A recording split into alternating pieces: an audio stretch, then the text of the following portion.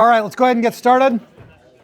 So we are coming down the final stretch for our in-person meetings today. We have one more class on Wednesday because, as I will describe here in a minute, we're shifting from class mode to review mode. I am going to lift the ban on electronics in the class so that people can bring their stuff in for the next class, especially if you've got your outline or anything like that, because next class is going to be, assuming you agree to what I'm about to propose, almost entirely Stump the Chump. You're just going to come in and ask me crazy questions. I have a long-standing policy. If you ask me a question that's on the exam, I'll just give you the answer, so you have every reason to ask lots of questions, and to make sure that you've got a full final opportunity to run through anything. That also includes bringing copies of my past exams in if you want to ask about a specific question. I will remind you, though, the one thing I can't do is give an extensive answer to the question in class. We don't have time.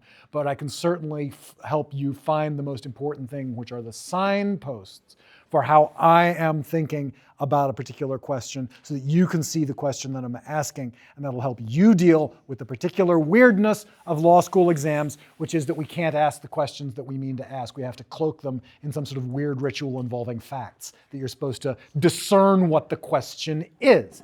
But the not-so-hidden secret is that there are therefore ways that professors always signpost what they're asking, and I would love for you to have that clear from your experience in my past exams before you encounter the way I ask questions on the exam.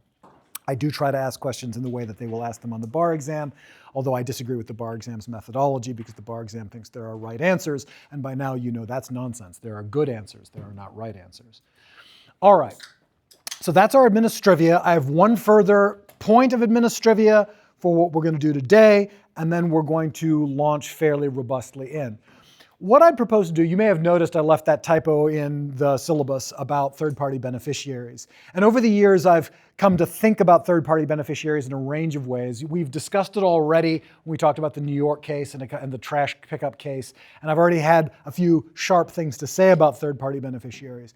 What I'm going to propose to do to you is that we spend our time mostly cleaning up things like Wilson versus Scampoli and Carl Wendt and a few others.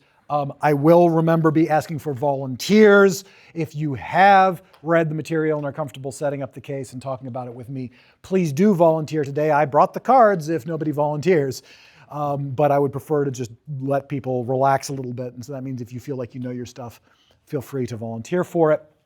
But I'd like to spend our time on that. And then what I'm going to propose to do is give you the third-party beneficiary stuff pretty quickly, lecture style, and give you a few signposts for your practice. It's just not hard, right? Did they intend a right of performance to land in the third party or not? Are you an intended or an incidental beneficiary? And there, I've already done it. But I'll sort of go over that very, very briefly, and then the kinds of questions that I tend to ask that have third-party beneficiary problems in them.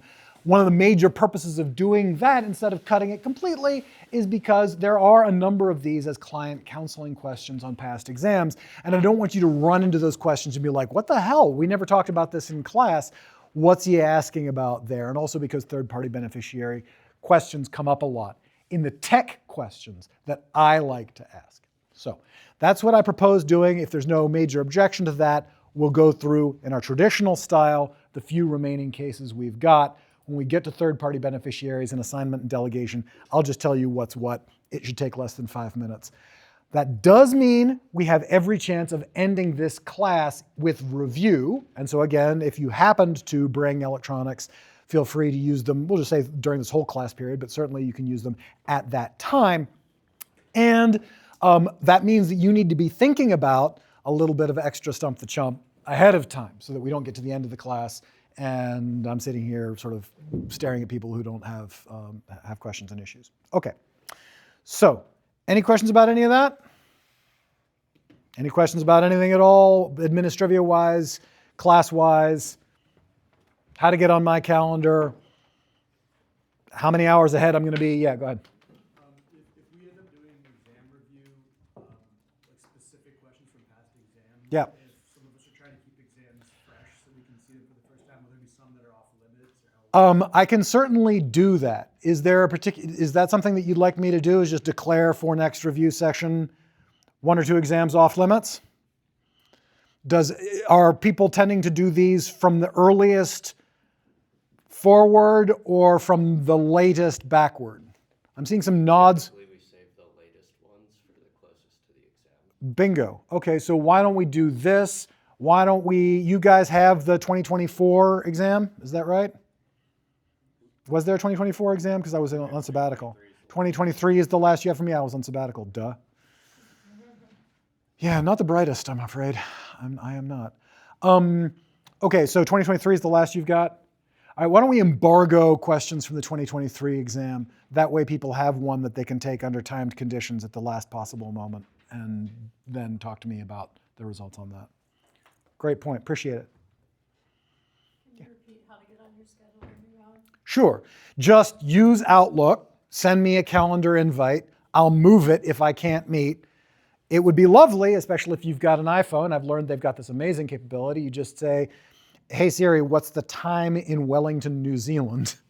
And it will tell you, or you can say like, what is 5 p.m. Eastern Standard in Wellington, New Zealand? And it will tell you, which is nice so that I don't get like a flood of these things at 3 a.m., which I'm gonna have to be up for a PhD defense thesis in Italy this morning. So that's gonna be a good time. Any other questions? Perfect, then let's get into it. Oh, go ahead, yeah, Dave. Are you going to go, the thing that I'm questioning is the structure of how to answer one of your exam questions. Is that something we'll go on Wednesday? If that's a question you want to, if you want to go into that, I'm happy to do that. I'm also happy to do it, honestly, at the end of class today.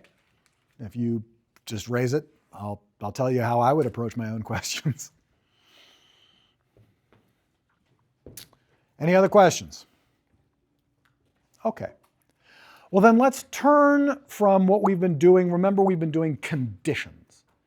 And conditions are a set of circumstances under which we have a fully formed contract. It's fully enforceable.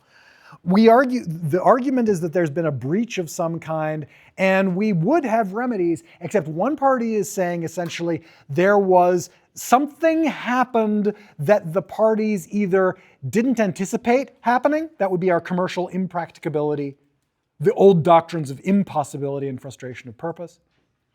Or we did think about it, and we thought about it in 2 ways. We might have had an express condition saying, if there's a zombie apocalypse, then the performance obligations of the parties are off.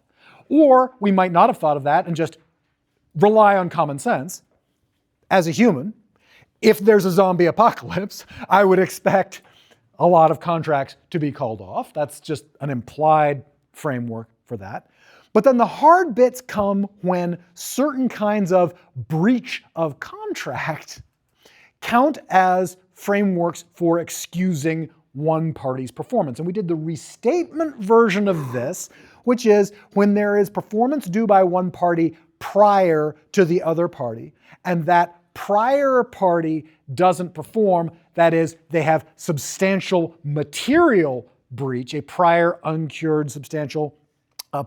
material breach, then the other party's obligation, usually an obligation to pay, is at least suspended while you send nasty grams, and probably excused if the breach is material. What we're going to start with, that was the restatement framework. We're going to start with that same framework today in the Uniform Commercial Code, largely because it's very, very testable. Also, I'll give you some reasons why you will never actually see this law in practice. That's wild. It's because of Judge Easterbrook's surprise. And so this is why you will never see these rules in the wild, but you should be aware of them, and you should be aware of how they are kind of the same rules that we saw in Jacob and Youngs versus Kent and the like. Now, before we get into that, so that's where we are in the class. Before we get into that, do you have any questions about conditions before we get into Wilson versus Scampoli and then the remaining cases that we had for class 24? All right, rock on. So I've been talking a minute. This is hard, and we're going to get through. I'm going to ask somebody to set up Wilson versus Scampoli here in a second. But what I need you to listen for is how the framework under the UCC that we are talking about is, one, really freaking testable. Really freaking testable. And that's rare in contract law, where it's like, tell me about this one way, tell me about this the other way. You need to zero in on those really freaking testable places, because not only am I going to ask you about it, but this is material that is going to be on the bar exam. The restatement is weird. The restatement's easy, but because the UCC is so testable, it makes an appearance on the bar exam far more commonly than any other commercial code material. Often commercial code material is left to the individual state questions. Not the case with Uniform Commercial Code Article 2. That's going to appear in the bulk of the national exam almost wherever you take it. And because this is one of the most testable and cleanest areas, I need you to walk out of our discussion with a flow chart in your brain or on your sheet saying, this is how I'm going to handle this space. Okay, so let's do acceptance, revocation, rejection, and cure under the Uniform Commercial Code. This is Jacobs and Young's versus Kent, but under the UCC. And there's just one thing, I'm going to ask somebody to set it up here in a second. There's one thing that I need you to get straight in your mind before we start throwing these words around. And that is the word acceptance. I need you to divide your mind. So the word acceptance, as we use it today, has as much to do with the word acceptance when we used it in the first week of class as the word submarine has to do with the word hippopotamus. They are not the same word. I know, they're both acceptance. But by the time we are done, I need you to not see the word acceptance at all. I need you to see its surrounding language. Is this happening in the context of offer, hippopotamus, consideration? Offer, acceptance, and consideration? Or is contract formation, the first part of the class? Or is this in the context of acceptance, rejection, revocation, and cure? That is what we are doing at the end of the class. And these words have nothing to do with each other. And I mean nothing. One is acceptance of the offer to form a contract, and the other is acceptance of the goods under the Uniform Commercial Code, accepting that they are at least substantially in compliance with the contract. Once you accept them, you can no longer reject them. Acceptance, the way we use it today, is the opposite of rejection. It is not offer, acceptance, and consideration. Acceptance is defined by its opposite under the UCC, rejection. And the reason I say that is because somebody, and usually several people, gets it wrong every year, and even on the bar exam, and even after we nail this down. Don't do it. When you see the word acceptance, you need to understand we are using it one way here, the other way there, and they have basically, like obviously there's always some overlap somewhere hidden in the code, but we don't have time for that. But basically, they have nothing to do with each other. All right? Any questions on acceptance before I ask somebody to set up Wilson? Great. Okay. So can somebody set up Wilson for me, please?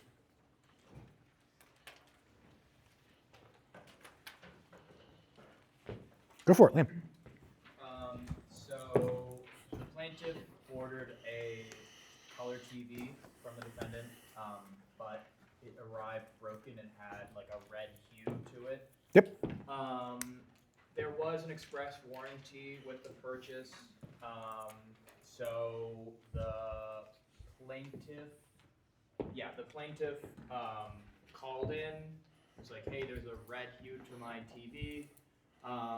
The seller / defendant went to her house, checked out the TV, and was like, hey, I need to take this TV back home with me, or back to the shop.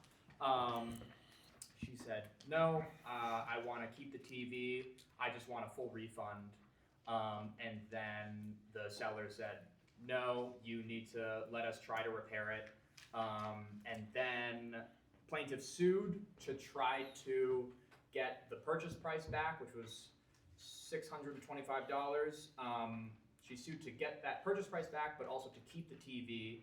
And the trial court who'd they find for? They ordered a refund and interest and required the TV to be returned. The defendant appealed and argued there was no breach, and they continued to like offer their, hey, we'll repair your TV, and if the cost to repair is too high, then we'll get you a new TV or we'll give you a refund. Great, great. All right, this case is one very clear. So let's just go through how it's clear. This is a teaching case, one of maybe two in the whole damn book, which just lays out the framework. It's very accurate. It's got a lovely fact scenario that makes it all very clear for you. So that's what we're going to do. We're just going to march through that. I'll open this immediately to co-counsel, though feel free, you've got priority since you volunteered. But we'll just march through the black letter law of it. And then I do want to try to relate it to your everyday experience with Amazon. Because let me be clear, nothing you have just heard has anything to do with your lived experience with Amazon. Even though your lived experience with Amazon is that if they screw up something that they deliver to you, you can send it back and get a refund.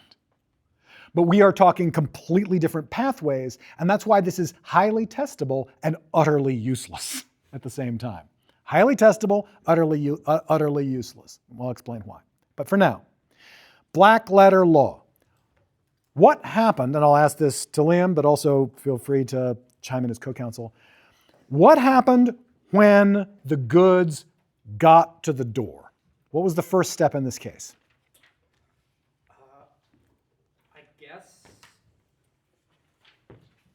I guess she accepted it.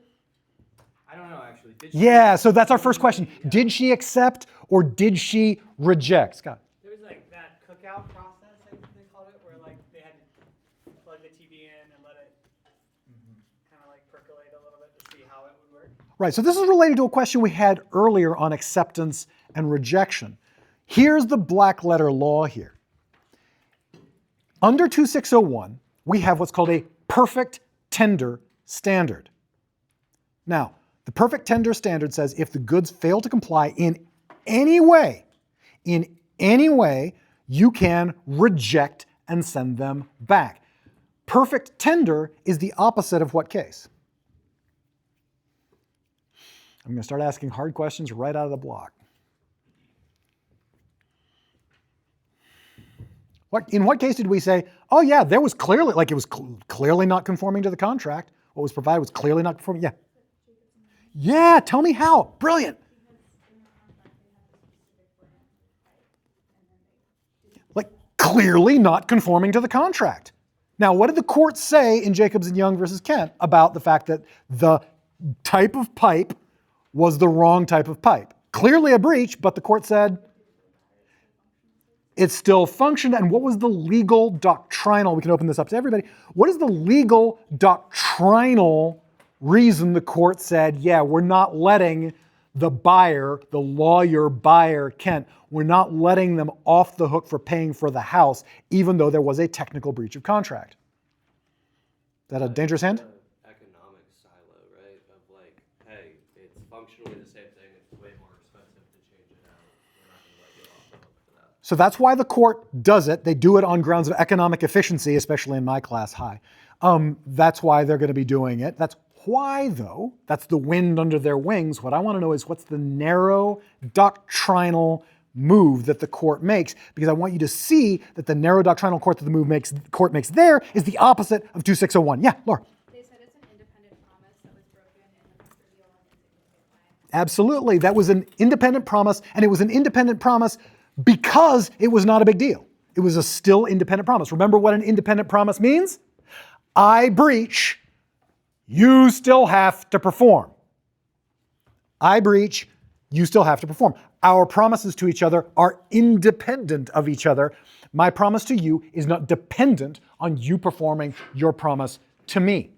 Now, can everybody see that 2601 is the opposite of Jacobs and Young versus Kent? Let's try it. If a computer shows up at my door and it is mauve instead of the green that I ordered, can I send it back? Yeah. If there's a scratch on it, can I send it back? Yeah. If the packaging is cracked and I'm concerned that it smells funny, can I send it back? Anyway, now I have to say, sometimes students do get confused about what non-conforming to the contract means. So having driven that home, let me try this. I buy a used car. It's got rust spots on the front fender. Can I send it back? I cannot. Justin, why? Probably has an as if, or sorry. As is, or with all faults, right? Like you'd be insane to sell a used car without that. And that means that when it comes with rust, There's no perfect tender. there's no perfect tender? Skylar? Yeah. Yeah. There is perfect tender. It has been tendered perfectly in alignment with what the contract says. The contract says, as is with all faults. So it's got some faults, which means that the tender is, in fact, perfect. It comports with what the contract says.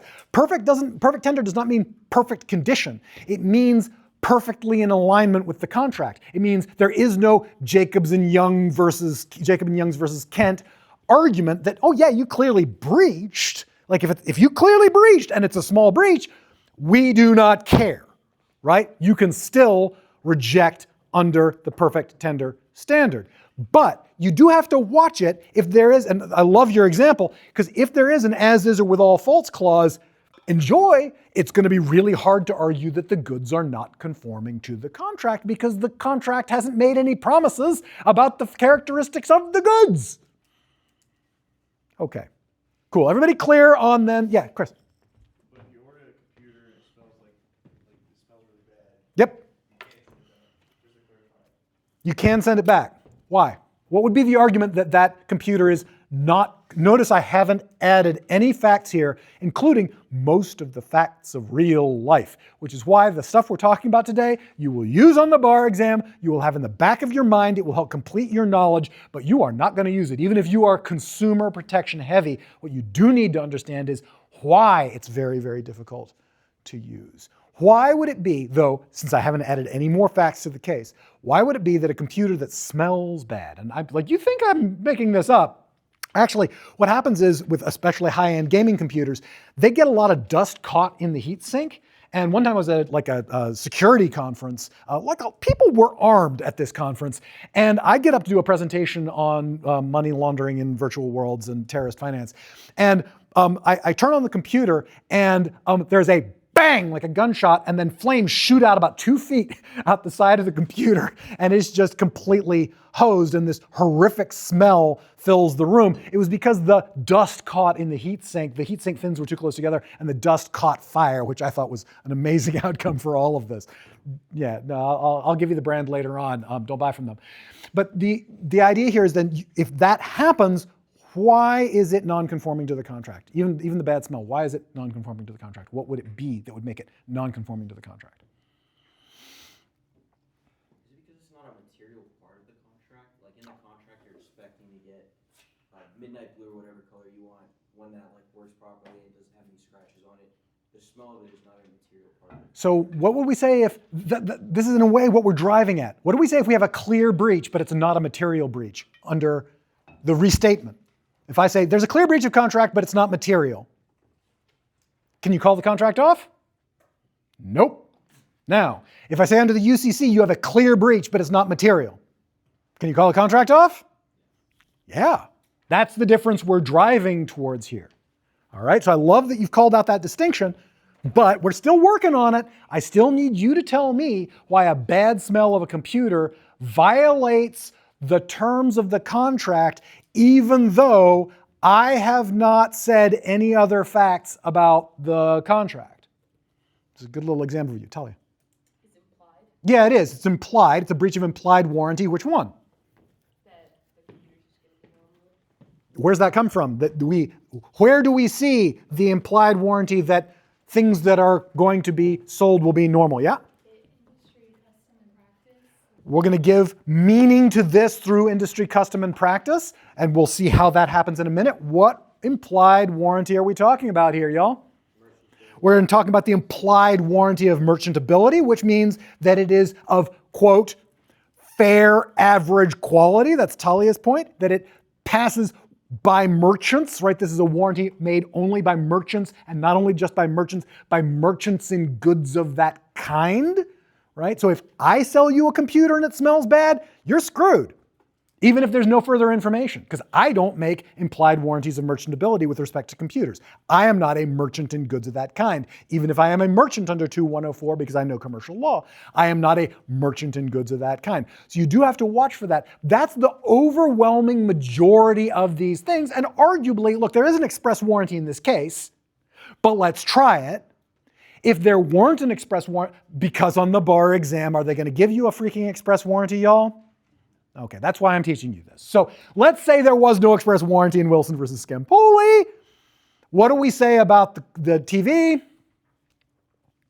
I'm going to assume that has the implied warranty of merchantability, and if they didn't disclose the warranties, then... Well, didn't disclose the warranty. You don't have to disclose anything. An implied warranty of merchantability is implied, right? Nobody says anything, which is why the bar examiners love it the most. Because you're supposed to know it's there, even though they don't have to queue it up. It would be too easy of a question if they're like, there's a warranty that the screen won't be read. The screen was read. What result? Like, they can't ask you that question. You see that? All right.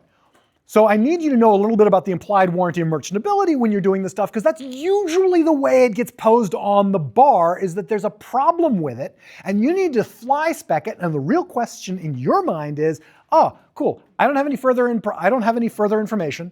The goods have shown up. The buyer's not happy with them and wants to send them back.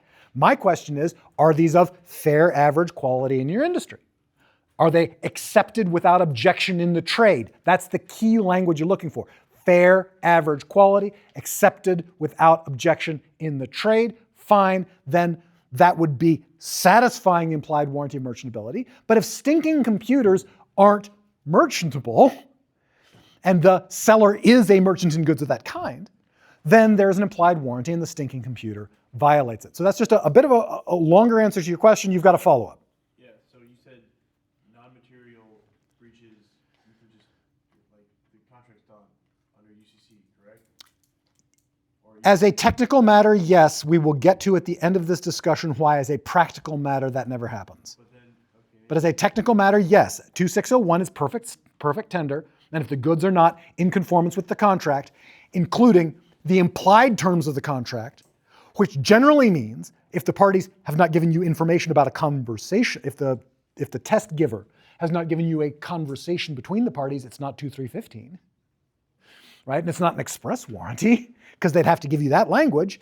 It's got to be 2314, and so you keep your eye on it.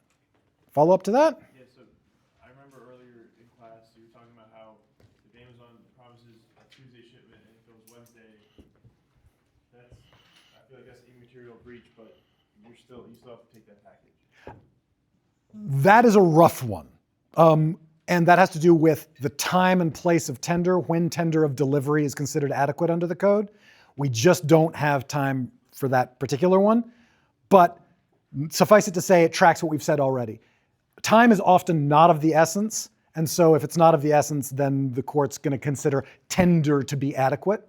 But if time is of the essence, then yeah, like it's not adequate. It's a great question to bear down on time, especially since time is the one that we use a lot on the bar.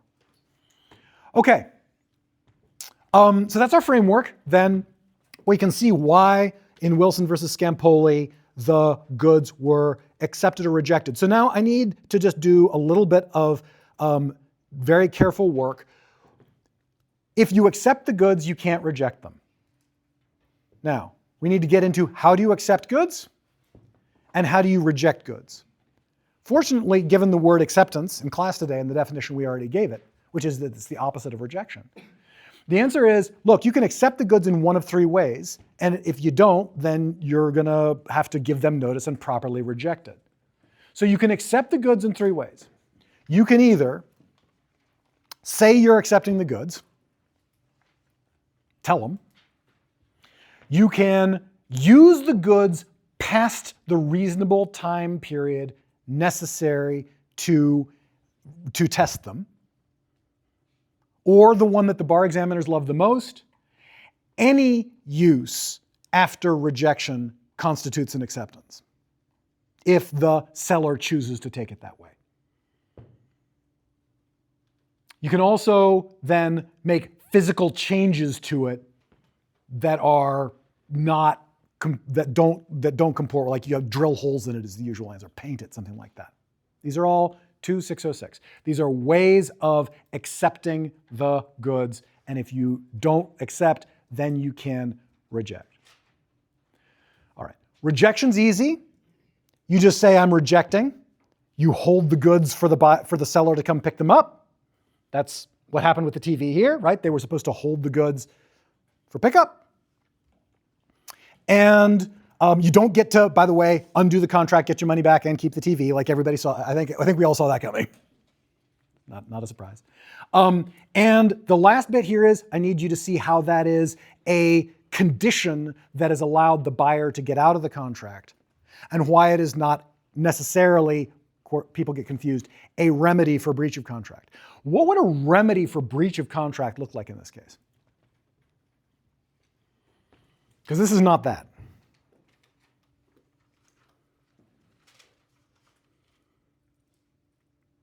You're going to sue for your expectation measure of damages. What did you expect under the contract, y'all? Chris? Color TV that works. Yeah, a color TV that works. What did you get? Not a color TV that works. Start giving me some remedies that capture that. Expectation remedies, Mike. Yeah, the difference in value, and this is 2714, straight up, the difference in value between what you were promised and what you actually got. Now, there's a problem with that is kind of deceptive, which is, how are you going to determine the difference in value between a color TV that works and a color TV that has got a red freaking screen, given that there is not a thick market in color TVs with a red freaking screen, right? Because otherwise you could do it. You'd be like, the difference between a color TV that works and a color TV that didn't. But to do that, I need a thick market in color TVs that don't work. We don't have that. And so how do we get to Mike's measure? Laura? Would you do an alternative transaction? It's kind of like that. Yeah, they really do rely on an alternative transaction. The problem there is, if you do and cover, great, you're done. That's the standard way of doing this. What you do is you reject the busted TV, you go do your market research, you buy a reasonable cover transaction, and then you stick the breaching party with the bill. That's the standard technical way of doing it. If you don't do that, though, we're still left with our problem. How do you value the difference between, let's say you don't cover, right? How do you value the difference between what you were promised and what you actually got? Right? Would it just be the cost of repairs? Yeah, the cost of repair is the go-to that the courts look for. They're like, look, I get it. You were promised a color TV. You didn't get a color TV. What would it take to fix the TV? And in that case, you're going to be in pretty good shape. So I just wanted you to kind of keep that in mind so that you understand how 2714 works. 2714 is really standard. You get goods that don't comply with the contract. If you choose to keep them, it's not like you lose your remedy. You just get the difference between what you were promised and what you got.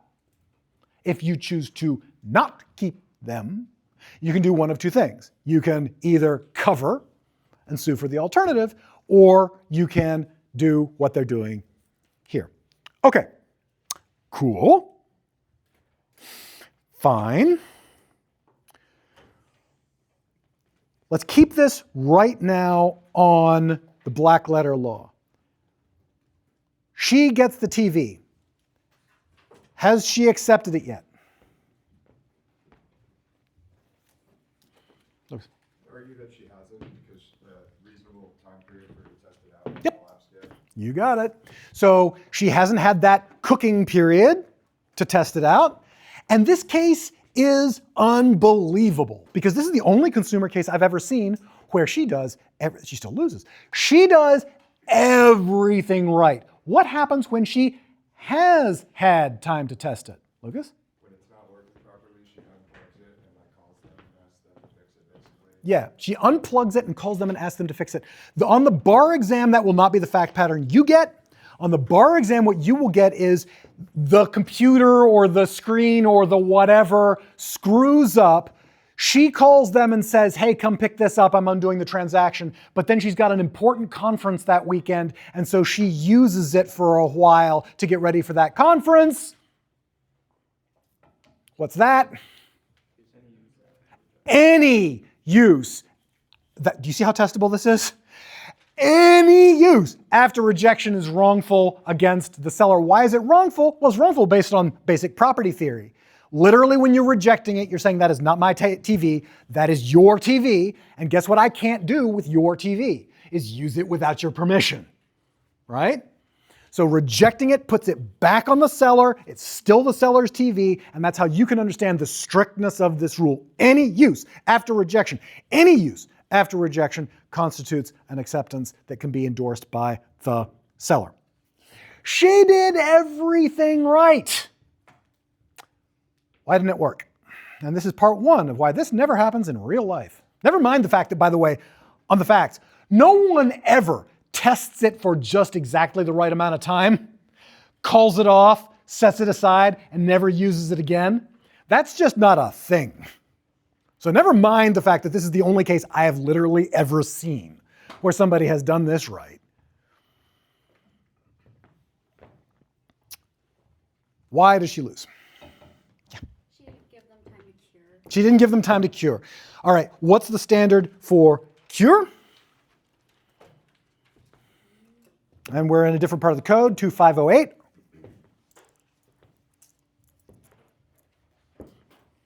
When do you have the opportunity to cure under the code? Yep, Larry. Is it when they can do it without subjecting the buyer to any great inconvenience, risk, or loss? Well, that's certainly a good trigger. So it starts by saying you can't subject the buyer to any additional loss in getting it cured, right? The seller also has to have had a very reasonable belief that the product they were delivering was going to serve its purpose. Okay, so there's two circumstances under the code, again, super testable, y'all, where under the Uniform Commercial Code, the seller has the right to cure as a matter of law. This is one of them in 25082.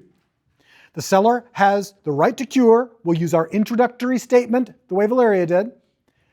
If you can cure without unduly prejudicing the buyer, you get the right to cure if two circumstances. One, you have a reasonable belief that the goods would be acceptable to the buyer.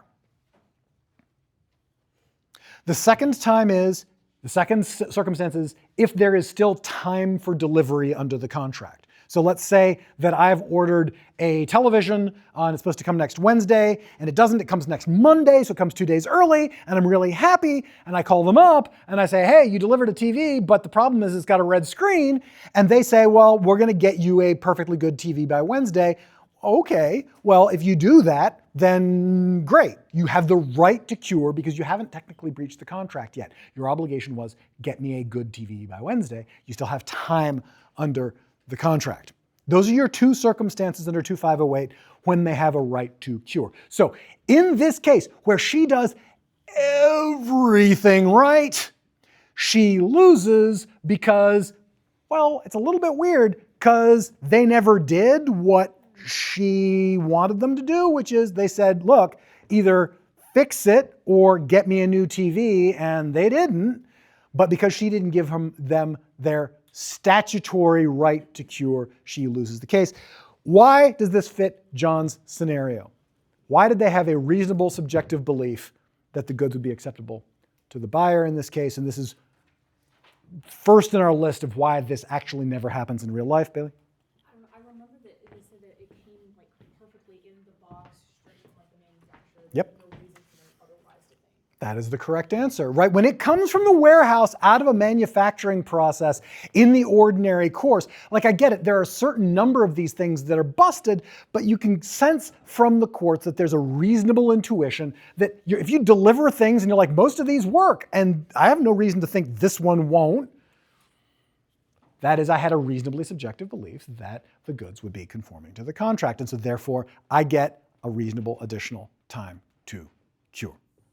Now, That is taking us through 2601, 2606. We now have to, that is our rights of acceptance, rejection, and revocation. Remember, if you accept the goods, you can accept them by saying that you accept them, by making wrongful use after rejection, by altering the condition of the goods, right? Those are our basic frameworks for acceptance. If you haven't accepted, then you can reject and bounce the goods back on the seller. Just remember, it's the seller's goods now. You may not use them after you have rejected them.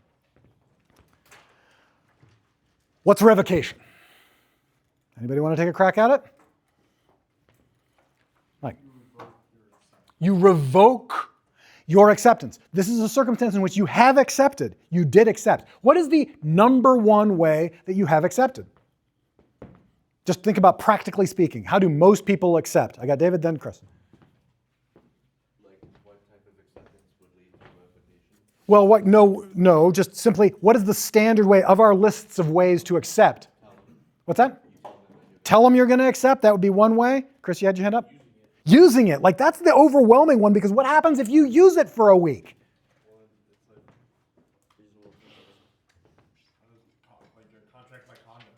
Well, remember, we're not forming a contract here. This is acceptance in the hippopotamus sense, not acceptance in the submarine sense, right? Yeah. You've used it, it's past the reasonable test. Right, it's past the time necessary. You're right. It's use past the time reasonably necessary to find the problem. That's how the standard way of acceptance is. So let's say you get something and the fact pattern is like, yeah, they get it. A couple of weeks later, they notice some problem with it. Now what? So at this point, is this where the revocation happens because you didn't notice it before, and now that's beyond use for you? You have to, if you want to revoke, you have to turn it off, not use it past your. Okay. So this is 2607. There are two ways you get to revoke acceptance. Way one, that is, you didn't know about the flaw. If you accept knowing about the flaw, there is only one path for you to revoke your acceptance. Otherwise, you need to not have known about the flaw. All right? Now, the one way that it's reasonable for you to have known about the flaw is that your, quote, acceptance was induced by the seller's promise to cure. These all fit together. You get it. You're like, there's a problem with it. They're like, don't worry, we'll fix it. If they don't fix it, your acceptance was induced by their promise to cure, and so you can revoke your acceptance later on if they don't cure. With me so far? Now that's 2607. That's one part of 2607. There is another part of 2607 that's so important that I told you about it already, and that is the most important thing you need to know about the code, period. This is the only thing you need to know about the code in your practice if you don't go into this area. It is the most important provision in the entire code, which is you need to tell them about the problem immediately or lose any remedy. I can't tell you how strong that is. You have to tell them in particular what the problem is. You can't just be like, I don't like it. You have to tell them in particular what the problem is as soon as you know or lose any remedy. Why do you have to tell them what the problem is as soon as you know or lose any remedy? Why would we do that, Jake? To give them a chance to cure, right? This all fits together. Makes perfect, well, I mean, it's a rule. It's a real strict rule, but makes some kind of sense. Chris, yeah? Okay. Please don't waste too much time on this, but I have to know, how does this apply to like food? Like you eat something, Yep. and after you eat it, it's gone, but like, I don't know. So then you get food poisoning, right? And what does L have to say about food poisoning? By the way, what law are we under with food? UCC, right? We've got to be under the UCC. Why? What do we know about apples and steak? You can move it, right? Even livestock, like pre-food, is still, right? Or crops to be harvested. That's one that often gets people. Crops to be harvested. Timber to be cut. Can you see why they had to make special exceptions for them? Because you can't move the tree until you get the chainsaw out. Right? So all that stuff is movable. So clearly movable, 1 to the UCC. Okay, cool, you eat it, and you're like, that shellfish was not adequate for its intended purposes. What are we gonna say about food that makes you sick? Yeah, it goes against industry custom and practice, which means what? Implied warranty of merchantability. Can you sue people on this basis if I give you a bum hamburger in my backyard? Absolutely not. Why? Because you're not a merchant in goods of that kind. I'm not a merchant in goods of that kind. Absolutely right. I'm not a merchant in goods of that kind. I'm absolutely a merchant. I'm like the poster child for a 2104 merchant. But clearly then not a merchant in goods of that kind. So, but if you get sick in a restaurant, they are merchants in goods of that kind. They've clearly made the implied warranty of merchantability with respect to the goods. The goods pass without objection in the trade. The goods are of fair, average quality, and goods that induce you into spewing things out of every available orifice are not of fair, average quality. If you've never had food poisoning, count your blessings. Holy crap, that is an experience. All right. Does that answer the question? Yeah. I don't want to waste time. Yes, it does. Cool. All right, cool. If you get takeout food, does that go beyond the time for testing? No, that does not go. I like the question. That does not go beyond the time for testing, but like some of the leftovers in my fridge do, right? Like, I mean, at this point, you are on a timer with food, just like you're on a timer with anything else.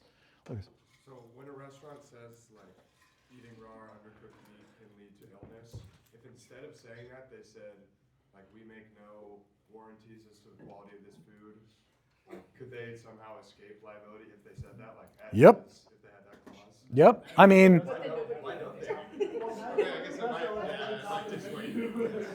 mean, there are a few answers to that question, right? It could contain poison. We don't know. So now let's go to another weird one. So if you then season the food afterwards, when it comes to you, is it now different? Then you physically altered it? Well, you certainly have accepted it by changing its condition. And also, by the way, we test whether goods are conforming to the contract at the point where risk of loss passes. Come back to me next year. We do not have time in this class to talk about when risk of loss passes. In a restaurant, risk of loss passes when they deliver it to you. The rules are different for Amazon. But we test it at that moment. So once the food's delivered, risk of loss is passed. You don't know what that means. I do not expect you to know what that means. Come back to sales law next year. But if you get the takeout, risk of loss is passed. It's your food now. Whatever you do to it, we tested the conformity of the goods to the contract at the moment the risk of loss passed. We don't test it like no matter what you do to it later, because like obviously, right? All right, cool. We're still on revocation. Any final questions? Yeah, go ahead. You said revocation is when they induce by a promised cure, or Yep. if you didn't tell them. Or if you reasonably didn't know about the problem. Yeah. Okay, and then it's a substantial impairment? Then we moved to 2608. That was the last thing that I needed to talk about was 2608 and 2612 because they're highly tested. Once you determine whether you have your two paths to revocation, path 1 to revocation is you didn't know about it and it was reasonable that you didn't know. Path 2 to revocation is induced by the seller's promises to cure. All right. Once you've got your path, we go to the standard because your standard is not perfect tender. Under 2608 and under 2612, your standard is what, Liam? Substantial impairment, which is like what case we've looked at earlier? Jacob and Youngs versus Kent. This is just straight up 2608 and 2612 are Jacob and Youngs versus Kent in the code. Just like 2601 is the opposite of Jacob and Youngs versus Kent in the code. So 2608 is. The goods must substantially impair. That means if you get the goods and it's got a crack in it, you use it for a couple of days and then you find another problem with it and you call them up, you say, hey, there's a crack in it, I'm gonna send it back. That's the fact pattern you will get on the bar. What do you say about that very brief fact pattern? Get a computer, it's got a crack, you use it for a while, you're like, yeah, this isn't working for me. You call them up, say, I'm gonna revoke. Well, one, that was the time you needed to test it. So acceptance there. Two, you didn't tell the seller about the problem as soon as you knew about it, which is 26072. That's disastrous. And Austin? The problem doesn't substantially impair its use. And the problem doesn't substantially impair its use. Like, you're just dead on every front. You can't reject it because you accepted it. By the way, can anybody see the stone cold easy way that you accepted it? So we don't have to play games with this time to test. You noticed it and you used it later. That is how they test that thing. That's what they do, because that's the clearest, easiest, absolutely no question. You accepted it. You noticed the problem. You used it afterwards. That is going to, you didn't use it after rejection, but you used it after noticing it, which means, can you revoke your acceptance based on the crack? No, you can't revoke your acceptance based on the crack. You don't have a path out of 2607. There's only two paths. You didn't know about it. Here, you did. Or they promised to fix it, which I haven't discussed in this fact pattern. So you're done. You can't revoke. Even if you could revoke, the crack doesn't substantially impair the value of the asset. With me so far? I've got one little garnish to put on this and then we're done. Yeah. Okay. The garnish is, remember what the UCC is really about? Like, I know it's got kind of dissociative identity disorder in the sense that it thinks it's a consumer protection statute, but then Easterbrook came in and now it's not a consumer protection statute anymore. What's the UCC mostly about? Yeah, to encourage trade between whom? If I were going to tell you this is a UCC case, don't even think about the restatement. What kind of facts am I going to give you? Between merchants, yeah. And how many TVs do we think are going to be involved here? A lot of TVs, right? And how often are these transactions going to be going on? Think like Shoney's. Okay, yeah, monthly. All right, what do we call these ongoing? And this is going to be a problem because you're used to using words the way humans use them. What's that? These aren't rolling contracts. These are installment contracts. They're also, I heard another word, long-term contracts, requirements and supply contracts. All these things can be true at the same time, right? I promise to buy it. You're my supplier of TVs. I promise to buy all of the TVs my business needs from you. That makes it a requirements contract. We do these not for once. We do these a lot. That makes them these long-term contracts that we've seen. And here's the key thing that I need you to know, because we're using words differently. You thought you knew what an installment contract was. What did you think an installment contract was? Seriously, be a human for a minute. When you pay in installments. That is not what an installment contract is under the code. An installment contract is a long-term, usually monthly, sometimes requirements, sometimes not, repeating contract. Can you see the problem of having one shipment of let's say you get a shipment of computers in for your computer sales business every month, and you've got a 10-year supply contract. In July, the shipment shows up and a couple of the computers are busted. Now, to be clear, those busted computers, do they substantially impair the value of those computers? Yeah, they do. And that means, under 2601, go look at it, you can reject part of the installment and accept the others. But what you can't do is call the whole damn long-term supply contract off, unless it's not a crack in the computer. Let's try it again. You have a computer sales business. The computers come in every month. In July of this year, you get a couple of computers like the ones those geniuses delivered to me, that when you turn them on at a security conference, make a bang noise and flame shoots out 3 feet from the side of the computer. Why is that kind of flaw, that kind of substantial impairment, different from the kinds of substantial impairment we've been talking about today? Yeah, Nick. It's like it's actively dangerous and could cause liability. Yeah, which means that what kind of substantial impairment are we looking at here for these long-term installment contracts? First of all, You know where I'm going with this. So let's start there and work backwards. Can you call that contract off? Yeah. Are you required to take next month's delivery of exploding computers, or lawsuits in a can, as we like to call them? Are you required to do that? Are you required to sell them? No! What's different? The substantial impairment standard under 2612 has some key differences from the substantial impairment standard of 2608. That's what we're talking about here, and it's highly testable. What makes it different?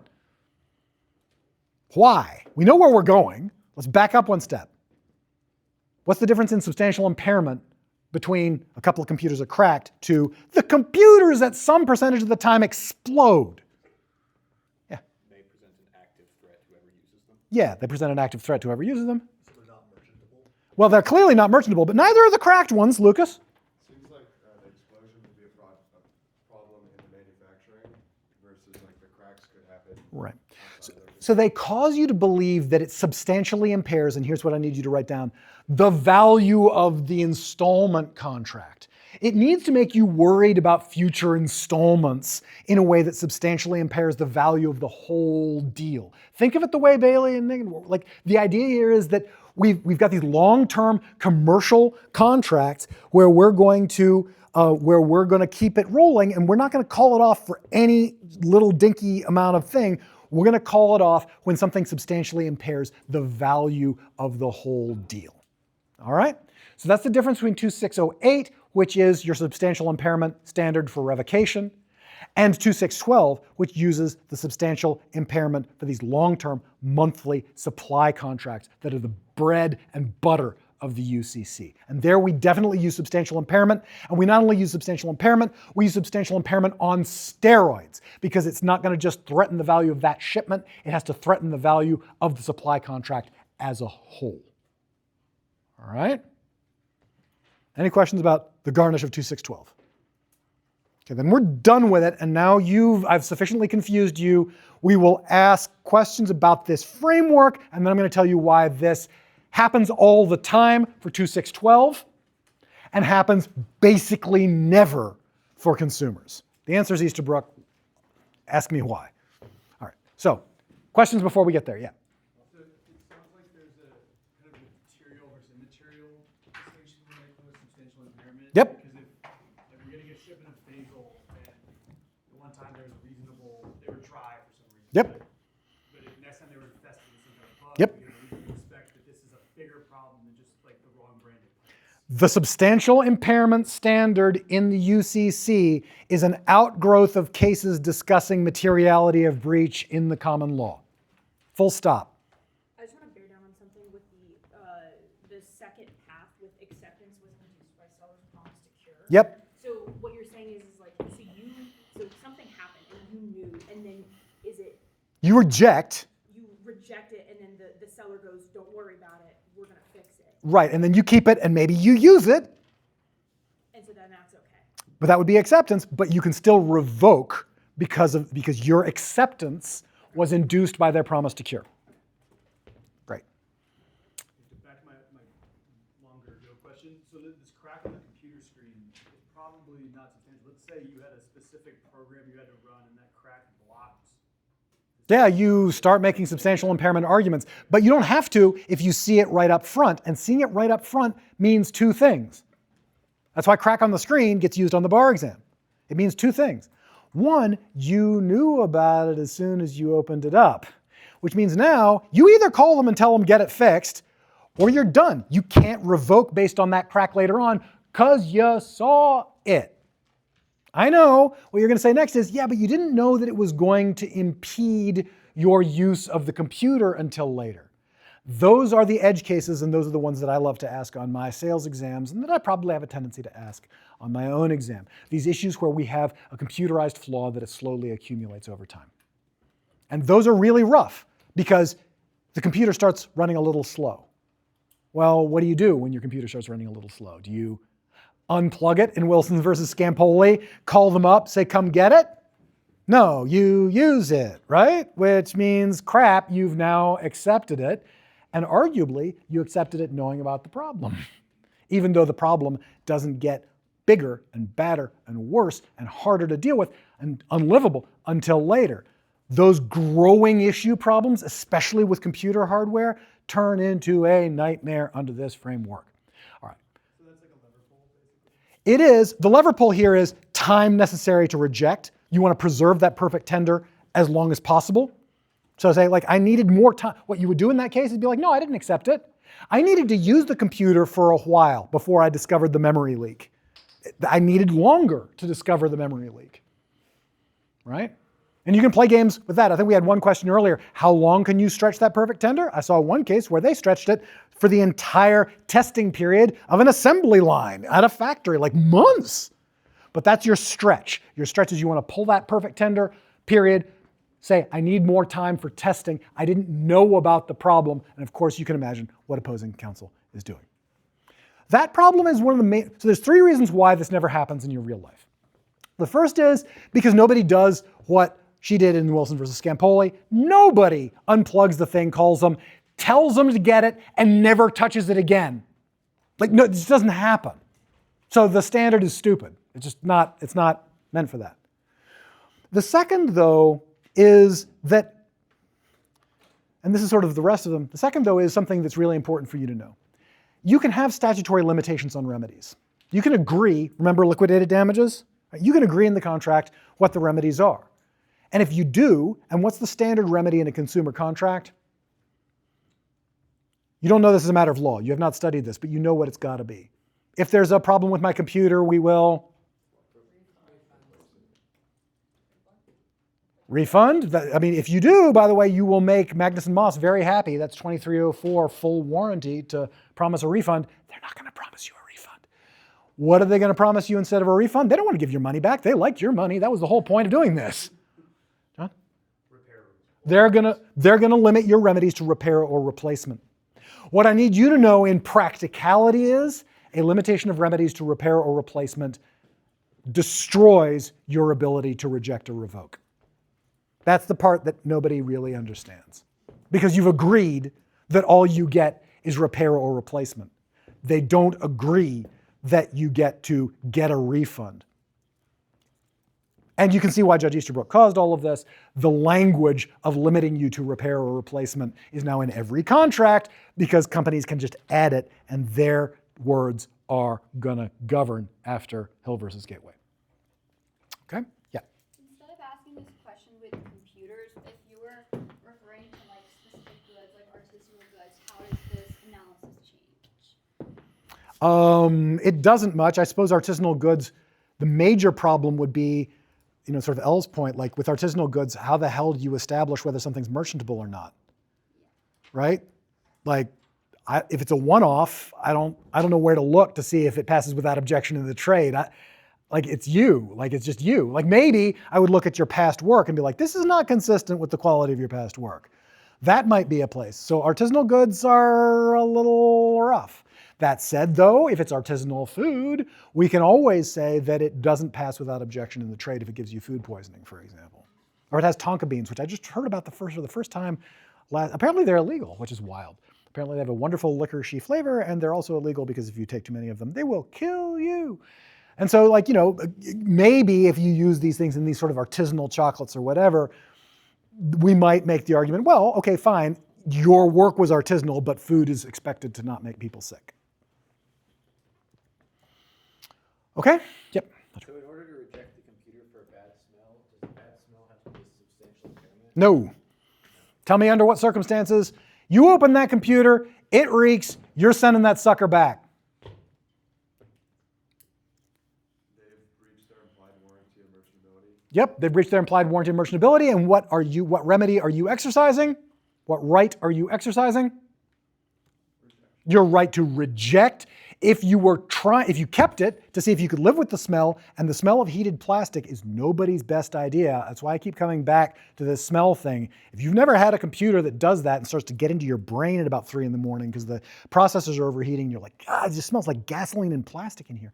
But let's say you do that, right? You are, you're into the video game that you wanted to play right now, and so you use it for a while and you play it, you're like, yeah, it smells a little funny. Yeah, it smells a little funny. But then you get to about 3 a.m. in the morning, like a week later, and they always use a week later in the bar exam because they want to be clear about this. What's your problem at that point? Skylar? You've accepted it and used it, which means now the smell problem, if you're going to undo the contract, you can't reject anymore, you must revoke acceptance. Can you revoke based on a smell? It's a harder question. The answer is yes, if it's 2601. If it's 2608, the answer is maybe. Is it really substantially impairing the value of the asset? I don't know, neither do you. You don't want to have to make that argument. You see how it's a harder argument to make under 2608? And by the way, what makes it super hard to test this under 2608? When you open it up, you're like, it smells bad. I'm going to use it for a couple weeks. Man, this plastic smell is just killing me. I'm now going to revoke my acceptance. Can you revoke, Bailey?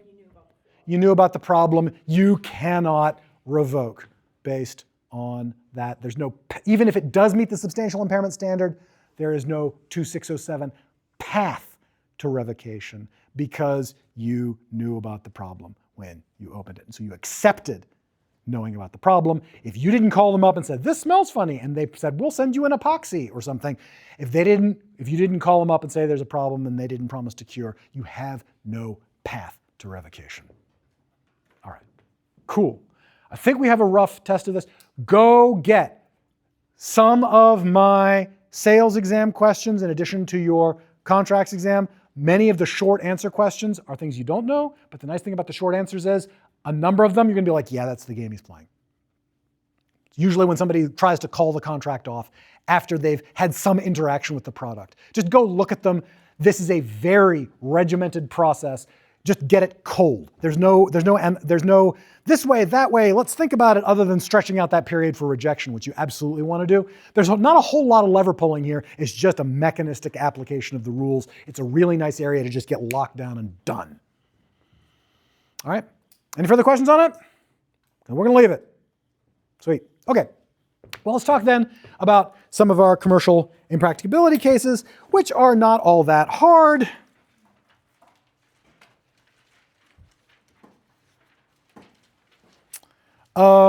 So we have, what, Taylor versus Caldwell? Impossibility. This is old school impossibility. I'm not even going to ask somebody to set it up. The music hall burns down.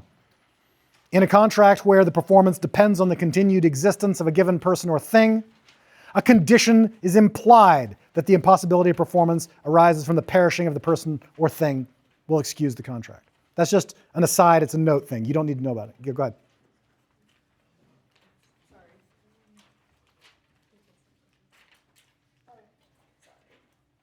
Everything? Okay.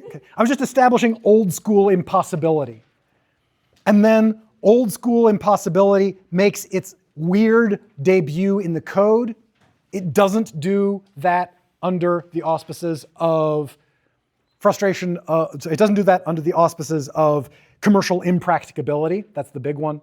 It does it under what's called casualty to identified goods. That's the same thing as your note case, Taylor versus Caldwell. Same deal. If you need a place, person, or thing and it's unique to the contract, then we're just letting everybody off the hook because it's been destroyed through nobody's fault prior to performance. That's all you need to know about that old school rule. All right. Let's turn to then Carl Wendt Farm Equipment versus International Harvester, which looks complicated, not complicated. It's actually the easiest case, period. And is somebody interested in setting it up for me?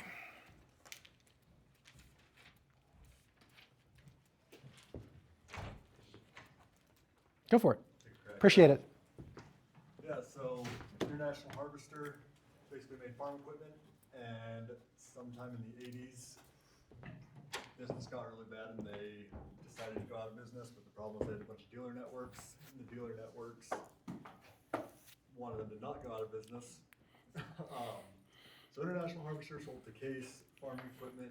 Case also had a bunch of dealer networks, and they basically, instead of adopting all the International Harvester dealers, Right. they analyzed whether they had their own dealers that were close and kind of would pick and choose which ones they would take on. So Carl Wendt Farm Equipment was one that didn't get picked up. and they are just seeking damages, but International Harvester is trying to argue for impracticability or frustration. Okay. All right. Perfect. Any questions on how this works out? By the way, just like never mind the law for a second. And I know I keep doing this to you. Well, how is this going to work out? Like, screw the law. We'll get to the law in a minute. We know how this works out. Are we going to let International Harvester out of its contracts? No, because that was their bet against the universe, was that they would continue to stay in business. Like, in what world? We know they lose. Like, we know they in what world are you like, oh yeah, business circumstances were just like, turns out that I lost my bet. I made a bet, it wasn't profitable. Let me out of my contract, Your Honor. If we did that, we would not have this class. I need you to see that in your bones. We would just be done. We're like, oh, I don't want to perform this contract anymore. It turned out badly for me. Okay, dumb as 3 bags of bricks. They're not gonna win. We know they're not gonna win. On the other hand, are we, by the way, gonna order them to stay in business with Carl Wendt? No, because we don't really do specific performance. We don't really do specific performance. That is, what would we call this breach of contract? Not sure. Oh, efficient breach. Yeah, we're gonna call it efficient breach. Tell me why it's an efficient breach of contract. Like they're trying to get out of this by saying we didn't breach. Do you see that? That is not the right path. The right path is, no, you breached. We're not gonna force you to keep doing it. We all understand from NIPSCO onward, we've understood we're not gonna issue a court order making you continue to do business with these people. You're gonna breach and you're gonna pay for it, and that's the way this case is gonna end. We'll talk about the law, but we know how this is gonna work out. Why is this clearly efficient breach? Go ahead and let them breach. Because if they kept the contract in business, they would just continue to keep losing money. Yeah. And we're not gonna what are we supposed to do? Just like NIPSCO, just force these people to stay in business? They're going under. Let them breach their contracts. All right? Now they have to pay though when they breach, and that's what's at stake in this case. They're trying to get out of paying for their clear, obvious, efficient, public policy supported breach of contract. All right, we know we're not gonna let them do that. Fine, we're not letting them get out. Now, what's the court say, and I'll open this up, although I'll give you first crack. What's the court say about this bullshit? Well, they had what I thought was a pretty insane idea that they should basically do the sale and then share the proceeds of that with all their dealers. Sure. It's ever done in the history of. Yeah, and by the way, if you were to do something like that, I don't know, maybe there was a process whereby everybody you owed money would get together and you would give them money because your business was going under. If only I could think of the word. Right? So also they're just doing, it's a pretty good point, right? Sometimes you can catch opposing counsel suggesting in a whole framework of law and you're like, yes, that's over here. We do that differently, right? So that's what's going on in this case. Okay, so we know why the court goes the way it does. What's the black letter law that it uses to get there?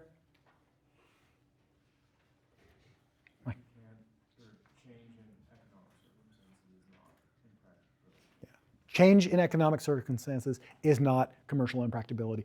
One thing we know about prices, what do we know about? What about price? They either go up or they go down. They do not stay the same. In what world would be like, oh yeah, contract law only operates when prices stay the same? Right? The stupid, it burns. So what we have to do here is say, fine, the price is going up or down. Economic change is not grounds for commercial impracticability. Fine. What is grounds for commercial impracticability? Add facts to this case until you flip the result, because that's what you'll do as lawyers. There was a new government regulation that limited their supply chain. Right. Intervening surprise government regulation. Right? Give me more. A global pandemic still being litigated to this day. Give me more. The zombie apocalypse, you get double participation because that's funny. Yeah, I will die on that hill. So the zombie apocalypse, alien invasion, right? All these things that again, the way I described it to you before is a price shock plus a PR firm. A price shock plus a set of events like government tariffs or, global pandemic, zombie apocalypse, something that causes people to get on, CNN and yell about it. At that point, you're like, okay, it's not just price shocks, because otherwise our black letter law is a price shock alone is not grounds for commercial impracticability. And once you know that, it can really expand your ability to litigate these cases, because price shocks don't just freaking happen. Like, this case is a bit of a wild one because there just is a pure downturn in the market for farm equipment. But let's try that there's a downturn in the market for farm equipment now. And by the way, there was when I taught this a couple years ago. Let's say there's a downturn in the demand for farm equipment right now, and you need to get this called off on grounds of commercial impracticability. What do you point to? Tariffs would be one, maybe. Wasn't the case when I first came up with this a couple of years ago. Give me another one. A war. Which war? Yeah, the Russia-Ukraine war. Can everybody see why that is massively impacting international harvester style massive grain harvests? Yeah, of course you can. Like, so if you're trying to get this called off, you're like tariffs or war or find some damn PR firm name for it, right? But don't just say, I made a bad bet against the universe, I'm facing a price shock. I don't think there's anything else to say about the case. If you have questions, I'll take them, but it's a fairly straightforward case. We know from the jump they're going to lose. All right, cool. Cool. Never mind Alcoa, screw that noise.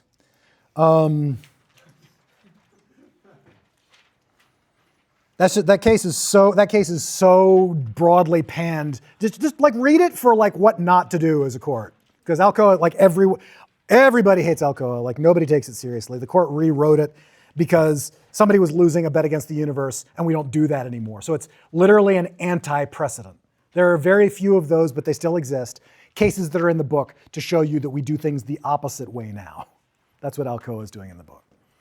All right, LECG then is going to be our last case before I lecture a little bit, and then we take your questions. And this one's not all that particularly surprising either. Is somebody willing to set up LECG for me?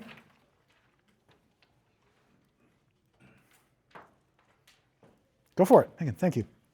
So Lee was an at-will employee at LECG, and he had this contract with an advance bonus payment of $500K, where he would kind of like earn it back with his annual yearly bonuses.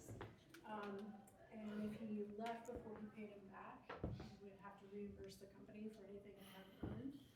And the contract had an integration clause, so that he was under the understanding that, or he thought that he would be able to grow his business, his consulting business, and would be able to make more money than what he actually made as the company kind of came to a decline and folded eventually, and he resigned before they folded. So he ended up owing them $366,000. So he tried to bring in this external evidence that they owed it to him to keep him employed. They owed it to him to provide him with enough business to be able to make these bonuses to pay them back.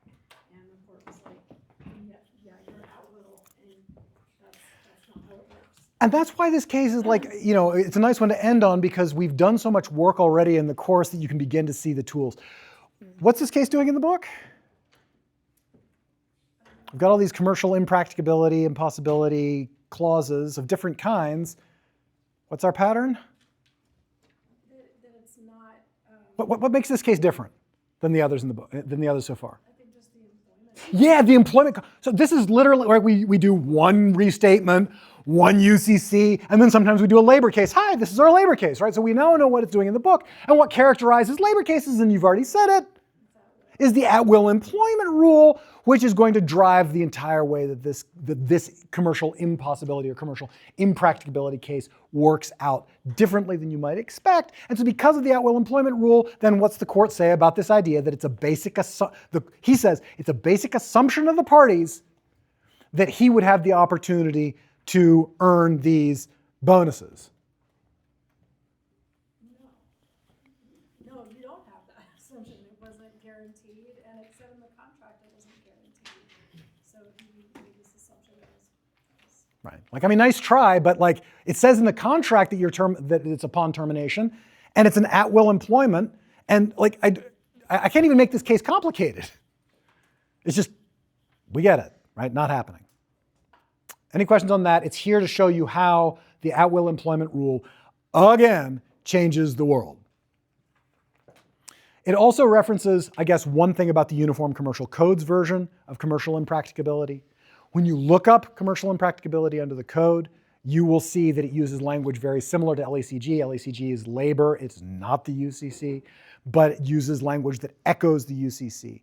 The UCC will excuse, this is a condition still, it's going to excuse performance upon the occurrence of a, quote, the occurrence of a condition, the non-occurrence of which was a basic assumption of the parties to the contract. And that basic assumption language is what we see in LACG. You're going to find that under the UCC, so you should just be aware that's the standard there. It's not force majeure, it's not your act of God clause, because those are the things you expressly say. If zombies invade, it's all off, right? That's you expressly say it. But if you don't expressly say it, then it becomes implied, and that's commercial impracticability. It's an implied condition in every contract under the UCC. It's an implied condition in every contract under the UCC that there be no occurrence of a condition, the non-occurrence of which was a basic assumption of the parties of the contract. Or something happened the parties assumed wasn't gonna happen, and it follows the other rules that we've talked about. That's our UCC. We don't really have a UCC case on this, but that's the same standard. Yeah. Do you think that Uni's lawyers would have any better arguments if he was terminated rather than him, like, voluntarily leaving? Not by my read of the contract. I think I'd have to check it, but I think it said like you got to pay it back if he terminated. Like, yeah, like this case is so easy. Like you just kind of like, not sure the lawyers were acting entirely within their client's best interest in making the arguments. Yeah. This kind of follows Lewis's question. If the lawyers could prove that there was some conspiracy amongst the other directors to torpedo the company, then they would have unilateral control, maybe? Yep. So conspiracy, unilateral control. We're now segueing into exam review. Conspiracy, unilateral control start sounding like what argument, really? Bad faith. It starts sounding like you had discretion under the contract and you exercised it to deprive the other party of the benefit of the bargain. And so that would be a breach of contract for good faith, and there might be reasonable expectations then that you would have, absent their bad faith, had the opportunity to earn. That's an argument that I think would be entirely coherent. Yeah? What about UCC case? I'm a distributor. I purchase from somebody who makes a lot of apples or something. Yep. Requirements contract, and I agree that I'm going to buy a minimum 10,000 apples. Yep. This apple provider goes to all my customers, undercuts me, and so now I can't buy. I don't have customers who are going to buy 10,000 apples. What about that?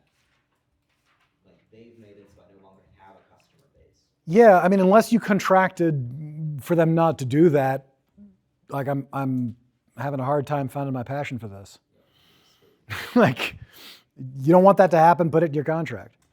There is one version of that, though, that is not, that's where I thought you were going. I thought you were going with a super upper level, like really complex question. It's this one.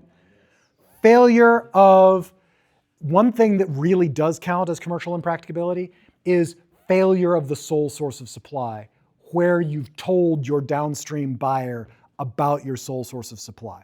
So sole source of supply gets that special treatment under specific performance under the code. And sole source of supply shows up here too. It's in the official comments, it's buried. We normally only get to it in upper level classes. The fact pattern looks like this. You're a Coca-Cola middle person, right? You get cans from the Coke distributor, and then you distribute them to your people. Obviously, in the label Coke, you've said, I can only get them from Coke. And especially if you've told your forward contracts that Coke is your sole source of supply, then if Coke were to go out of business or stop selling to you or whatever, that would be immediately excuse your performance on the forward contracts. That one, yeah, absolutely. Yeah. Suppose we were looking at All Metals, and All Metals had told all their downstream that they had a like sole supplier basically. Would Yes. that have actually limited the damages Well, it certainly. they could have claimed from? Yeah, or more, or worse. You're right. The question is, how would have that impacted their claim for specific performance? Yeah, and it's really technical. So remember, what is specific performance? Again, exam review. Do the thing you said, and what is that? What's the result of using the imperative mode when a court starts using the imperative mode? It's got two things it can say. It can say pay them, or it can say do something. What's the difference between those two orders? One's at law and one's at equity. Okay, cool. What does getting a court order to tell people not to do something at equity, what does an injunction usually require? You will learn this by heart by the time you leave law school, just not in contracts class, because we don't use injunctions for crap in here, because damages at law are presumptively adequate in cases of economic loss. You lost money? Hey, how do we make it right? We give you money. This is a law class, not an equity class, right? But since the question's about an equitable injunction, anybody know? Yeah, you have to show irreparable harm from the breach. How does identifying the sole source of supply, if the attorney is really smart, how does that begin to hamper their claim of irreparable harm? Because then they wouldn't be breaching the contracts downstream. Yeah. Because they already kind of Yeah. identified that this could Yeah. happen. Yeah, exactly. It might be a disservice if they were to put in the contract that they were getting their materials from a single. Certainly if they're looking for specific performance, yeah, absolutely. Great question, love it. Yeah, Chris. Is the thing about force majeure that it has to affect like more than one party? Because like imagine one factory that's the only factory gets hit by Sharknado. Like clearly they wouldn't expect that coming, but also like it only affects one party. We got to be really, really careful. So first of all, and I appreciate the question, and we're going to get into it, but we got to do some unpacking here. Sharknado hitting a factory. Is that commercial impracticability or is that force majeure? It's commercial impracticability, really. Why? Because it wasn't written in the contract. Your force majeure clause is an express get out of jail free conversation. It is not an implied get out of jail free conversation. What's it look like when if you would have a force majeure Sharknado clause? What's that going to read? How's that going to read? I just want somebody to have to write one.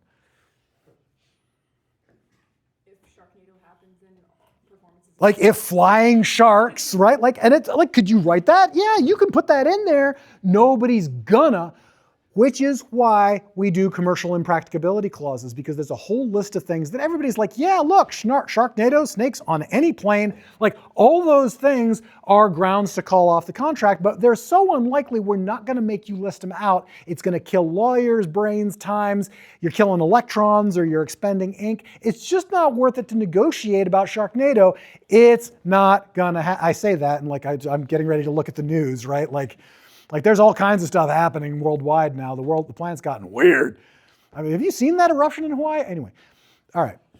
Like stuff gets strange real fast. So maybe, but again, that's why we do it, because strange stuff does happen, but it's not worth the time to negotiate about it. So in answer to your question then, does force majeure have to be, the narrow answer to your question, then we'll go to the broader answer. The narrow answer to your question, does a force majeure clause have to excuse both the buyer and the seller? No. Obviously, often they can say, if Sharknado attacks hit the factories, there's no obligation to sell, but Sharknado hitting my factory does not implicate your obligation to buy. Like, if we get it past the sharks, you got to pay for it. We're doing Mad Max style caravans, blasting sharks. I'm getting excited. This could be a video game, right? But can you see it? We get the goods out. Like, you still got to pay. It's not. These aren't mutual. Contract law is not about mutual exchange. That's torts. That's over there, right? This is about, I get something, you get something, but it's often not the same thing. Now, in terms of commercial impracticability, generally speaking, commercial impracticability does excuse the seller, which is a little bit wild, although courts have extended it to excuse the buyer as well under the UCC. But that, again, doesn't have to bind one or the other. It has to be the occurrence of a condition, the non-occurrence of which was a basic assumption of the parties to the contract. And then it has to reasonably relate to one or both of the parties, such that you can say, yeah, I can see that. Like, I could see letting you off the hook. That makes sense. Even though the parties didn't say it. Further questions, y'all? Loving these. Yeah. If you do end up winning your impracticability or frustration of purpose, are you also barred, or is the other party barred from restitution or reliance? Hell of a good question. The answer is it's open season. Probably not. It is an excuse to get you out of breach of contract, but if they have conferred a benefit on you, like, let's try it, you know, and this is a hard one, but like restitution, we see that in the construction industry. The problem is that generally speaking, on grounds like, Mike raised and we talked about with respect to promises to pay, those are purely economic. So running out of money to pay is often not a triggering excuse getting you out of your obligation to pay. So it's a hard one, but like, let's imagine they'd done something for you and then your performance is for some reason excused. Well, you still have to pay in restitution for the thing that they did for you that would be unjust for you to keep. Like if you can convince a court of that. It's a really great backup. This is just an excuse where otherwise your failure to perform would be breach of contract. Your breach of contract is excused. It's the occurrence of a condition that excuses performance. That excuses failure to perform. It excuses your obligation to perform. Okay. Any more on this before I say a few things about third-party beneficiaries? And then we'll take your questions from the entire class. We'll just move into straight up review mode. But any questions on this before we get into third-party beneficiaries? Okay, look. As we saw in the New York case, right? And we saw a little bit less in Haynes, and as we saw a little bit less in the garbage case, it's a little bit wacky when concerned citizens start suing out of the woodwork. And I have to say, I have had exactly one circumstance in which a client came to me and said, I need you to construct a third-party beneficiary clause. And I've already asked that question, so unless I have some brainwave, I don't know what to do about this. I've asked that client counseling question a couple of different ways before. As a client counseling question, here's the deal. You want to counsel your clients that you are going to hunt third-party beneficiaries like deer, and you are going to cut any implication that third-party beneficiaries can sue on your contract out. You do not, as a company, want your customers suing each other. It's like, maybe they sue you, maybe they don't, but you do not want them suing each other. And so as a practical matter, it is just as a practice tip, there are only two circumstances, one routine, and you can't avoid it, and one technological, and I'll explain it, not because it is interesting, it's really cool actually, but it just describes to you how rare this is. But otherwise, you just want them out. You don't want your company drawn in the middle of this, because never mind if the two parties are litigating against each other. Guess whose CEO is getting deposed, right? You just don't want to be in the middle of this. And I'll give you a core example of this. There was a period of time when when World of Warcraft was really kind of exploding, where I would get a call a week from somebody saying, hey, this jerk is cheating in the game of World of Warcraft. And they were usually doing, they had an economic twist to it. They're like, this jerk is gold farming, and if you think gold farming's over, got some bad news for you. I've been trying to get a healer up to snuff in this new gacha game that my kids are playing, Blue Protocol Star Resonance. They need a healer, I'm here for it. And indeed, the entire chat is still spammed with, would you like 20,000 rose orbs for $50? Connect to this in Telegram. The gold sellers are still there, still clogging up the servers, still ruining people's experience. And of course it's against the terms of use. Of course it's against the terms of service. Of course they promised not to cheat like that. The trick is they didn't promise you, when you is defined as whoever I'm on the phone with. And so that's what I spent like a serious portion of my life for a while just taking phone calls because I did a lot of stuff on virtual property early on. Taking phone calls saying like, yeah, they promised not to cheat. They just didn't promise you not to cheat. And so you're not a third-party beneficiary and you can't sue. And in fact, in every single one of these contracts, and here's a practice tip for you, in every single tech contract, in every single Easterbrook contract, yes, the first thing you put in your Easterbrook contracts, and you should feel a little bad about it, but then count your money on the way home and be like, okay, at least I'm getting paid, right? Is you put an arbitration clause in there that destroys class arbitration. That's the major thing. You've paid for yourself. Like if they don't have one of those in there and you put it in there, like just retire. Take the rest of the year off. They cannot pay you enough for having done that. But fine, while you're at it, if you'd like to just do the flourish, also knock out any third-party beneficiaries. Like if you do those two things, they haven't done them, you've just proved your worth over and over and over and over again. All right, fine. The black letter law is fairly easy. You've read the cases. Here it is. To be a third-party beneficiary, you have to be an intended third-party beneficiary. And the test is completely circular. The test is completely tautological.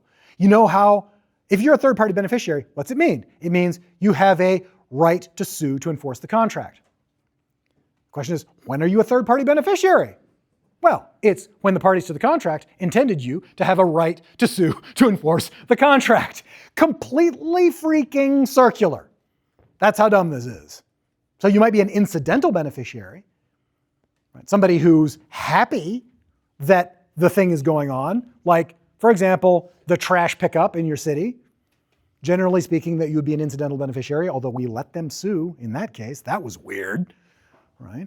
But generally speaking, if you're an incidental beneficiary, you can't sue. You have to be an intended beneficiary, and the black letter law, I don't know why they let him into court in Haynes on the New York water case. Like that was just weird, right? The deal was between the town and New York. Had nothing to do with this developer. Also explained why that guy got shown the door real fast, but I don't know how he got in the door in the first place. That's bananas. Maybe in some cases, you can make the argument that like you're a utilities customer. Utilities customers are intended to have recourse against the utility if the electricity doesn't come on, right? Like I could see that. You could probably sue your utility if the electricity wasn't on. That makes sense. You're an intended beneficiary of the contract. There's one place in your practice where you obviously have an intended beneficiary and you need to watch it because this has to do with your law license and you want to keep it. For any of you who go out there, hang out a shingle and do work, most of this has been taken over by LegalZoom, and what's not been taken over by LegalZoom has been taken over by ChatGPT, which does a great job, and I don't think there's really much need for low-level will writing anymore. But if you ever do set up a will, you can't avoid it. This is your core example of a third-party beneficiary. The beneficiaries under the will are named in the will as beneficiaries, and therefore they are the beneficiaries of you as an attorney making promise to your client to not screw up the will, which means that the beneficiaries under the will can sue you if you screw up the will. That's your core example of like, okay, they're pretty unavoidable. Third-party beneficiary. Your contract to perform legal services is clearly between you and your client, but the beneficiaries can sue you if you screw it up. Any other questions? Like, there's nothing more to it than that. Yeah, Nate. So you said like the players in these video games, they are not intended third-party beneficiaries. They are not. Is it just simply because they just wrote them out of the contract? Is it just As a practical matter, but also as a matter of reason. Like I have only met one tech company, now it's time to give me the opposite. I've only met one tech company that didn't desperately not want its players, users, whatever, suing each other. That's just like, they just don't want that. That's crazy. And that was crypto companies. Crypto companies have this strange culture where they need to run a community while pretending they have no power at all, because they desperately don't want that knock on their door when people are using their crypto to buy guns and drugs. And so they're like, yeah, like this is how the Bitcoin Foundation has stayed out of jail for a very long time. Like people are using Bitcoin for some very, very bad things. That's a matter of public record. But Bitcoin Foundation legitimately can say, we're not Nakamoto. We have no idea who that dude is. We have no control over Bitcoin at all. We are purely an entity that exists to promote the use of the appropriate use of Bitcoin. We don't have control over this system. Now, that is a statement that pretty much only the Bitcoin Foundation can say. There are a lot of other foundations that if you start digging underneath it, they may not have the kind of control that makes them responsible for the activities of the entity, but they have some kinds of control, and they don't want that risk. They don't want it. And so what they want to do is they want to say, you know what, we've spun this project up, we've pre-mined a lot of currency. If the currency goes up in value, we're going to be billionaires for life. We're moving to Aruba. Little drinks with umbrellas will be involved. And so what we don't want is any control over this whatsoever. We want to spin this community up and let the community do what the community wants to do. And the community, what the community wants is power to sue each other when people are doing bad things to the project. And so one time I've had one client say, hey, why don't you come up with a system of intellectual property rights for our license agreements that cut us out as the company and cut everyone else in the community in. I swear it's the only time I've ever been asked to do that. Your clients are not going to ask you to do that. If you get a crypto client, call me, we'll work on it. Aruba will be involved, drinks, umbrellas. Any questions on third-party beneficiaries? Sweet. Oh, was that a hand? No. All right, cool. Well, we've got about 9 minutes now for review. We will also do nothing but review next time, so please feel free to bring all the electronics. I will still, of course, record it and post it to YouTube for those that aren't able to make the review session. But yeah, let's just pile into any questions, including what do you want, how to address a question, anything like that you want to know. Do you want to start with that, like how to address a question? Sure. Do you always go through, like, offer acceptance, do you go through everything? I would have a checklist. Not every, especially the short answer questions, do not have more than a couple of these. Sometimes they do cross from one area of the class to another. They cross based on identified clusters. Let's try it. I'm going to cross between formation and formalization by asking questions that have to do with the cluster of, and this should all have meaning to you now, formation under 2206, formation under 2207-1, formalization under 2201, getting your terms past formalized documents under 2202, finding out what your terms are under 2207, 2, and 3. What I did was formation, formalization, and terms, and I did them across that cluster of cases. I do that cluster all the time. But you want to do a checklist because if there's nothing about it, and among other things, I will sometimes signpost it. I will say the parties agreed, or the parties agreed in writing. Look, if I or the bar examiners tell you that somebody has agreed in writing, I am not asking you about formation, and I'm probably not asking you about formalization. I am telling you to get on to interpretation remedies, conditions, or defenses, something else. Take the win, move on. Learn how I signpost, learn how the bar examiners signpost, but agree in writing is one hell of a signpost to get off the first two questions of the class and get into the latter questions in the class. Follow up on that or on anything else in the class.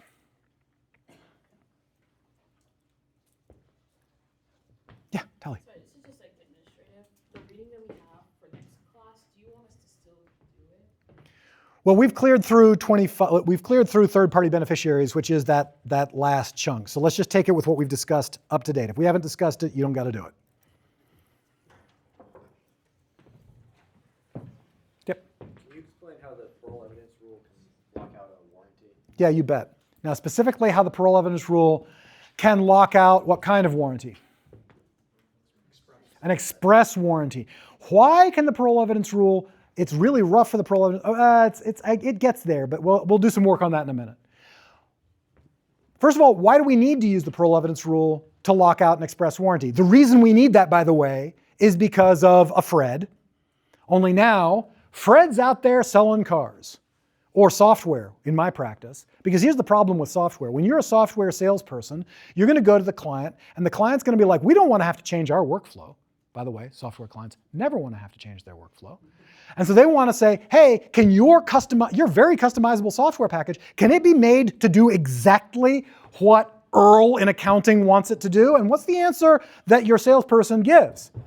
Oh yeah, absolutely, it can do that to 80 other damn features too. And when it comes to it, and this is why well over 90% of contracts for customized software and in litigation, it's because, or at least they did when I was in practice, it's because the salespeople make all these promises, and then when it comes time to it, and if you want to ask me how you arrange this to not have this issue, it's pretty easy. You put in contractual clauses designating a certain amount of development time to fix all these issues afterwards, and you do it in a sliding scale. You're like, the first 100 hours of dev time, you pay at this rate to fix all your damn issues, and the second 100 hours, you pay at that rate, and the last 5,000 hours, you pay at rates that make, you know, your relevant deity cry. And so at that point, like, you've managed to scale that. You've managed to scale that up and out. But if you didn't do that, then you've got these sort of major questions with contracts for customized software. So, all right, fine. What do you do with it? Well, I think that's more or less.